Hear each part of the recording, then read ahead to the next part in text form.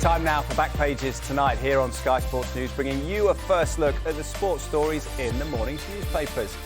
And joining us tonight, very pleased to say, the Telegraph's chief football correspondent Jason Burt and Jack Rosser from The Sun. Good evening to you both. Let's quickly run through the Back Pages. Dominated by the England football team and Anthony Gordon in particular. Bike of the net, I'll do cycling Selly if I'm goal-scoring hero, says Crash Gordon. Bike of the net after his fall and promises a cycling celebration if he scores tomorrow being Sunday, of course.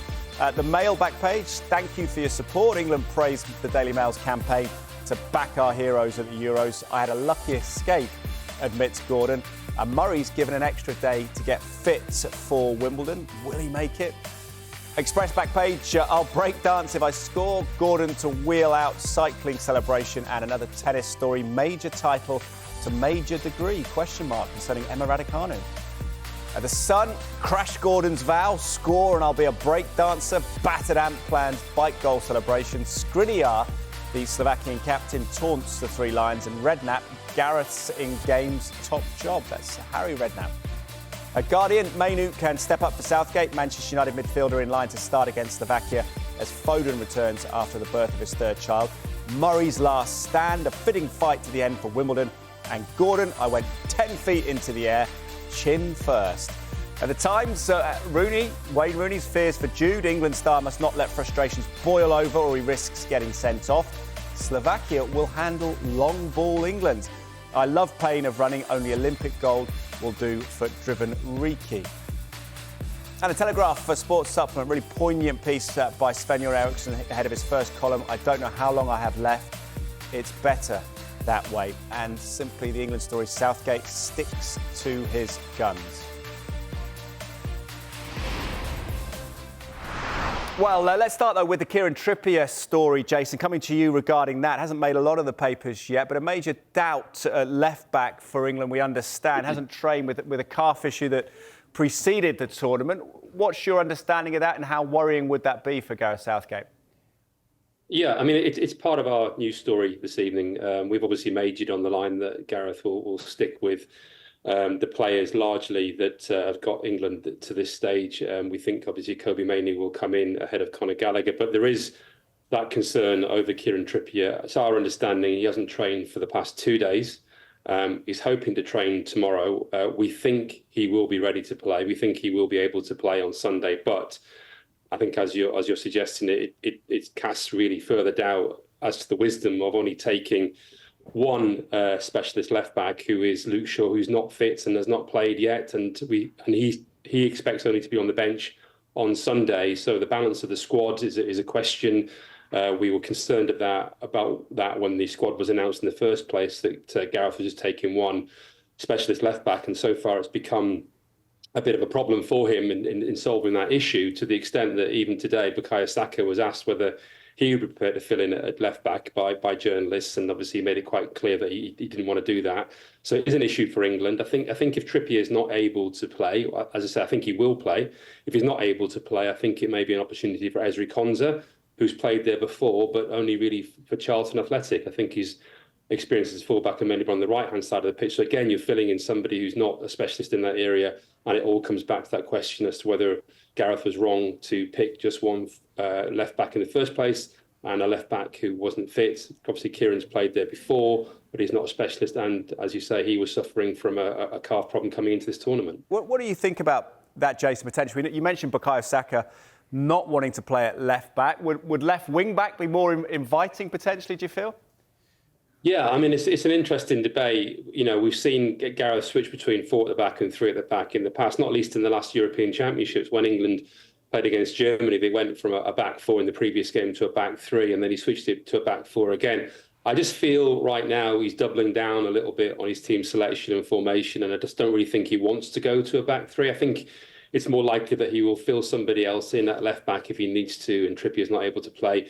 The other option, of course, is to push Kyle Walker over there when he finished the game against Slovenia at left back, and bring in Trent Alexander-Arnold at right back. So what I think is pointing to the determination to keep a back 4, really, I think it would surprise us all if he switched to a back three at this stage. He may do it later in the competition if England go further, but I don't think he's planning to do that right now. Fair enough. We'll move away from the left back. Let's talk about the actual back pages that are in there. The star back page, bike of the net.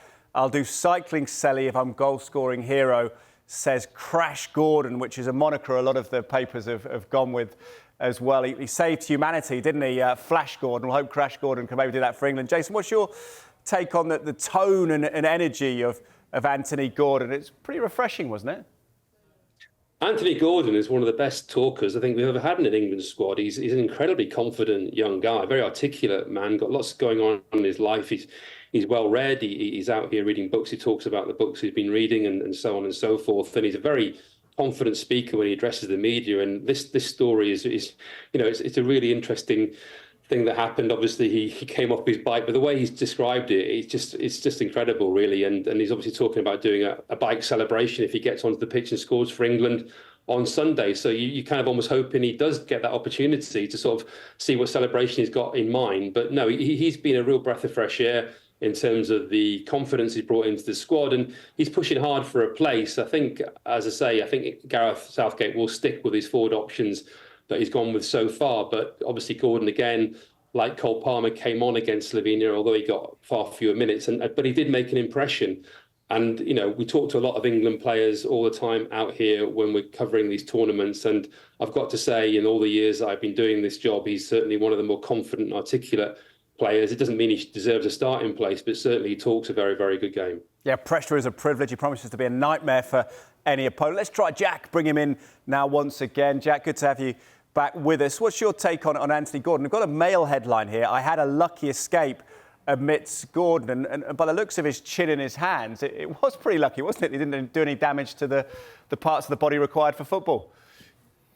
Yeah, he has got away with it. I think he was saying today that he was trying to take a video on his phone, so I think he's just got a bit distracted. But we're quite fortunate he's got through. And like Jason said, it's been fantastic to see the way that he's spoken about it, opened up about it, and addressed his form, his mindset as well. It's something really refreshing. And the way England have been playing the last few games, where they've looked a bit unsure of what to do and where they're going, a player like that is maybe something that England really need at the moment. No real fear of what's going on. And he sort of said that he's been discussing the criticism and noise with coaches and tackling that head on. I don't think he's going to start the game, and Southgate will want to stick with the players he's put out there. He's trying to get all of the best players on the pitch up top. But Gordon's a fantastic option to have off the bench. And I think a lot of England fans will hope to see him a lot earlier against Slovakia.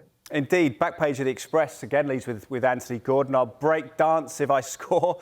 Gordon to wheel out cycling celebration. Again, pictured with a big smile across his face. Jason, I know he's a great speaker, but he's potentially, isn't he, a very fearless player. He says he won't play it off easy. He'll run at people. I mean, are there shades of Gazza at 90, Owen in 98, Rooney in 2004? Is this what England need, a player like this at the moment?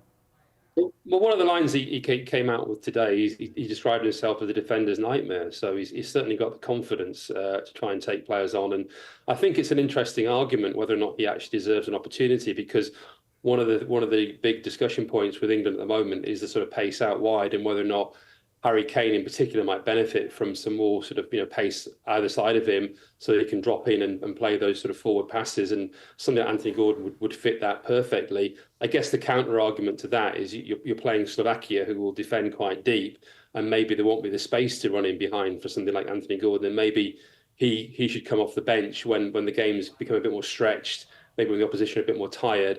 And one of the things that Gareth Southgate's talked an awful lot about before this tournament, and a little bit about during it, is basically how substitutions are going to be really crucial to England if they're going to win this, and to have a strong bench and have those options off the bench, such as Anthony Gordon and Cole Palmer.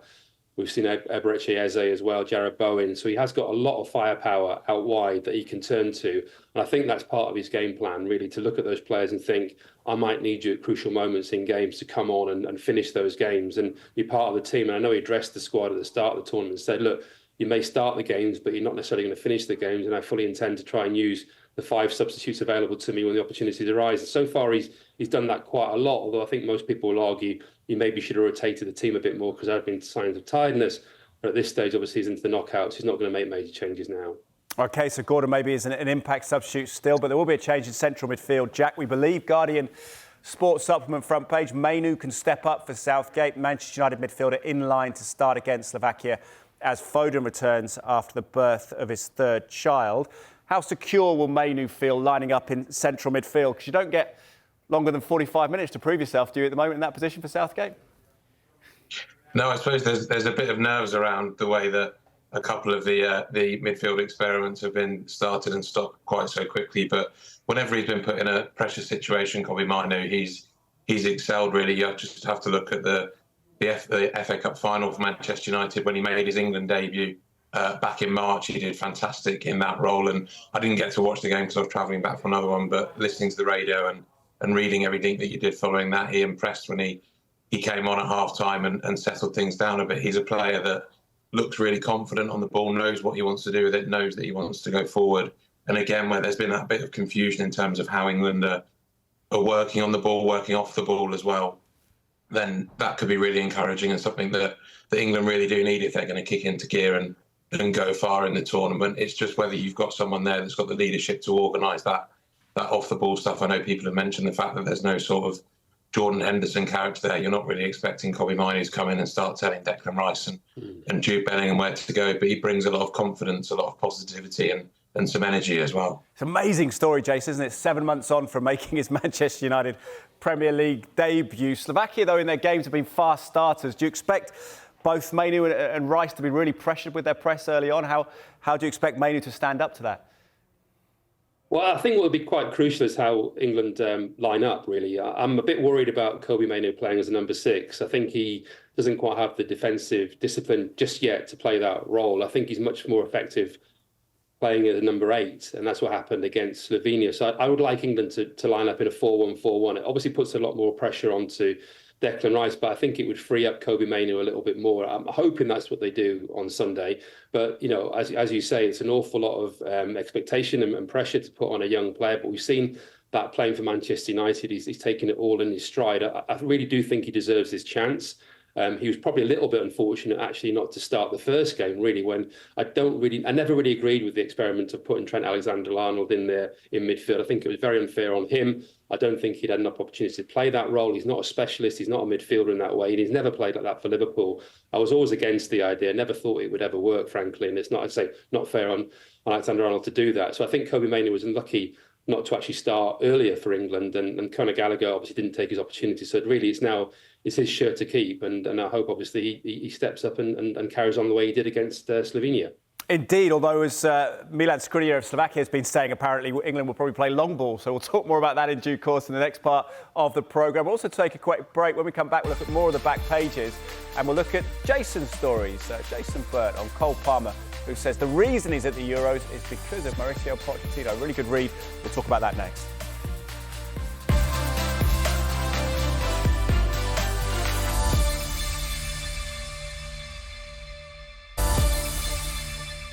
You are watching Back Pages tonight. Welcome back to you and welcome back to the Telegraph's chief football correspondent, Jason Burt, and Jack Rosser from The Sun. Jason, let's discuss your piece in the Telegraph then with Cole Palmer, and really fascinating tribute to Mauricio Pochettino. Yeah, no, it was really interesting.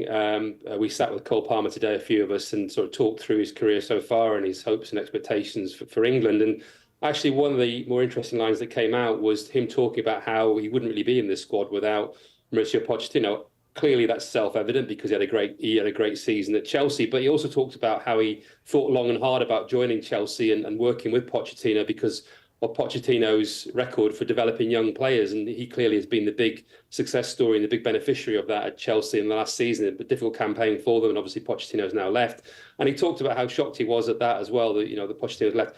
But at the same time, he also talked about Enzo Maresca, and Cole Palmer plays on the right wing, the right-hand side of the attack. And it was Enzo Maresca, actually, who was at Manchester City at the time, who converted him from being a striker to play on the right. So he's gone from one coach who's obviously benefited his game hugely in Mauricio Pochettino to another who basically created the position for him now that's got him into this England squad. So although he's very disappointed to see Mauricio Pochettino leave Chelsea, he's also very relieved, I guess, that he's got a coach such as Maresca who's been such a beneficiary beneficial effects, sorry, on his career so far. But we covered an awful lot of waterfront with Cole Palmer today. I think he's one of the more kind of shyer speakers in the England squad, but actually talking with just a small group of us, it was really fascinating to talk through his career so far and his journey. But that Pochettino line in particular jumped out at me as one that I think readers will be interested in looking at.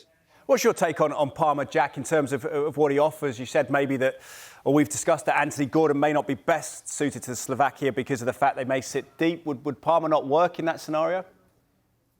He certainly could. I think it's that confidence and that ability to create something out of nothing. I mean, he's had to do it for Chelsea all season, being a star in a dysfunctional team that weren't giving him too much help. So maybe he can do it in this one as well. But I think it's that freedom and confidence that he spoke about, Mauricio Pochettino giving him, that has really turned him into the player we've seen all season, and the one that could be such an asset for England at these Euros.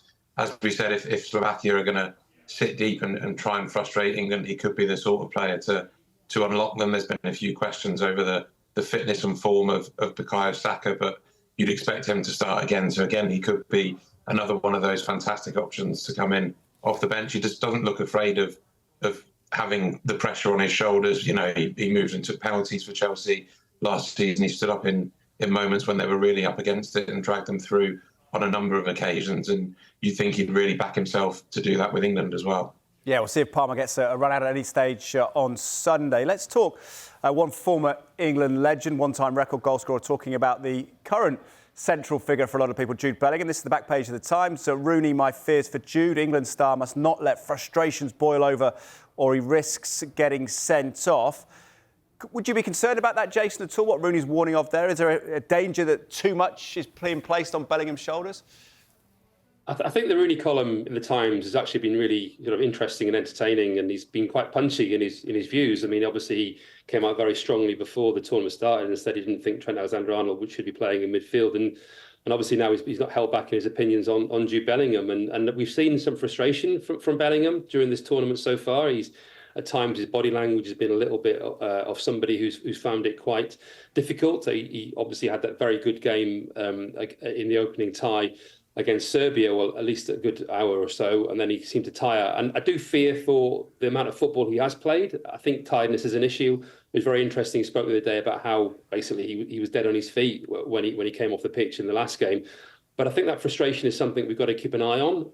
Rooney would know all about it, of course. I mean, he expressed his frustration himself when he played for England and got red cards at very sort of vital moments, such as the 2006 game against Portugal. So he is speaking from experience. I hope he's wrong. I think he probably is wrong. I think Jude will keep a lid on it, but it's certainly a good talking point and an interesting column. Well, is there a case, Jack, for not only alleviating the pressure on Bellingham, but maybe giving him a rest? I think he's definitely going to start, and I think a player like that, he's got to start as well. But I think it's more.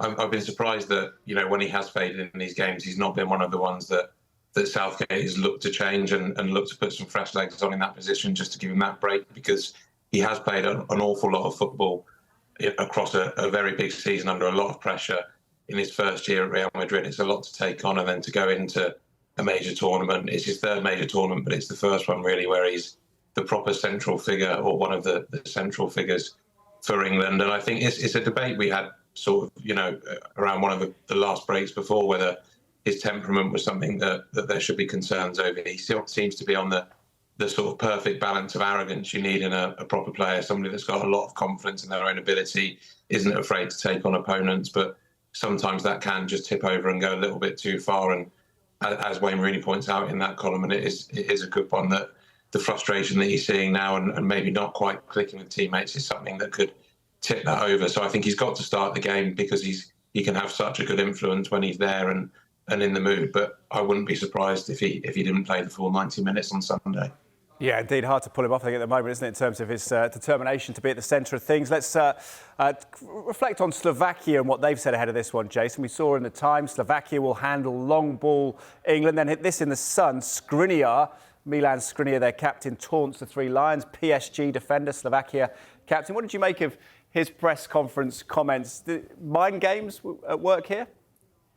I think it's typical tournament knockabout, basically, and fair play to him. He's got to use every little trick in the book, and I think it's one of those things that is built partly on old perceptions of England. I mean, I think some of us might argue that we wouldn't mind them getting the ball forward a bit quicker and playing a few more long balls, actually, because that's been one of the issues with England this tournament is how slow the build-up play is. So maybe if they got it forward a bit more, they might have a bit more success. But certainly that's not a criticism I think it's going to hit them very hard. And obviously accusing them of not being a team, okay, fair enough, you can say whatever you want. But it's just one of those very good sort of knockabout, tit for tat, having a little bit of a go, using whatever weapons you can in terms of trying to gain an advantage. I'm surprised he didn't sort of say it's not coming home, because obviously that's another one we get from a lot of the teams that England face. But I don't think it'll affect England camp very much. But yeah, it's good knockabout stuff, and certainly what we'd expect at this stage of a tournament. We've only got about 30 seconds, Jack. He's not been watching England, though, has he? Because they've been criticised for pedestrian sideways passing, as Jason says. They're not long balls. No, he definitely hasn't. It would be quite nice to see them go and try and hit Harry Kane quickly. I think, like Jason said, it won't have too much of an impact on Gareth Southgate and his players, but it's definitely something they would have noticed and would have been chatting about, and it might perk them up a little bit more just to go and prove them wrong and play some very good football against Slovakia, and then maybe one or two of them will drop a little bit out of it. But these are the sort of things that we really enjoy tournament football for. It'd be nothing if players like this couldn't have a dig. We'd be quite bored sitting through these press conferences if they all just stuck to a line, I think. Brilliant. We've got 5 seconds, gents. Jack, give us a prediction, then we'll get to Jason. Oh, God, it'll be painful, I think, 1-0. 1-0. It was 0-0 last time they met in a major competition at the Euros in 2016. Jason, what are you going for? I'm going to be slightly more optimistic, say 2-0, but I think it may be a bit of a painful watch along the way. Brilliant. Jason, Jack, thank you very much for your time. Thanks for you watching.